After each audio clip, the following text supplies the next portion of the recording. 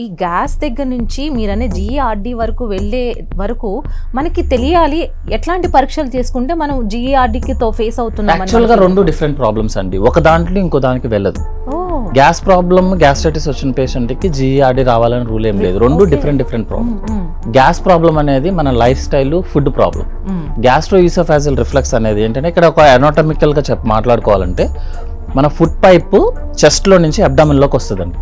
Last 2 part అబ్డామిన్లో ఉండాలి, అది మన స్టమక్తో అటాచ్ అవుతుంది. ఆ రెండింటి దగ్గర ఒక డోర్ ఉంటుంది. ఆ డోర్ కనుక వీక్ అయింది అనుకోండి కింద ఉన్న యాసిడ్ పైకి తంతుంది. ఆ డోర్ వీక్ అయితే ఇంకొకటి ఏంటంటే మన ఛాతి ఎప్పుడు నెగిటివ్ ప్రెషర్లో ఉంటుంది, ఎందుకంటే మన గాలి లోపలికి తీసుకుంటాం. మన పొట్టేమో పాజిటివ్ ప్రెషర్లో ఉంటుంది, అంటే ఎప్పుడు పుష్ చేస్తూ ఉంటుంది. సో మీకు ఒక డోర్ వీక్ అయింది అనుకో ఏమవుతుందండి, పైన ఏమో సక్ చేస్తుంది, స్టమక్ ఏమో పుష్ చేస్తుంది, స్టమక్లో ఉన్న యాసిడ్ అంతా పైకి వచ్చేస్తుంది. ఎందుకు ఇంత స్పెసిఫిక్గా చెప్తున్నానంటే మీరు అర్థం చేసుకోవాలంటే ఇక్కడ ఆ డోర్ వీక్ అయ్యింది అంటే స్ట్రక్చరల్ ప్రాబ్లం వచ్చింది. దాన్ని మెడిసిన్స్తో వీక్ అయిన దాన్ని మనం మెడిసిన్తో టైట్ చేయడం కుదరదు కదా, సో సర్జరీ చేసి టైట్ చేయాల్సి వస్తుంది.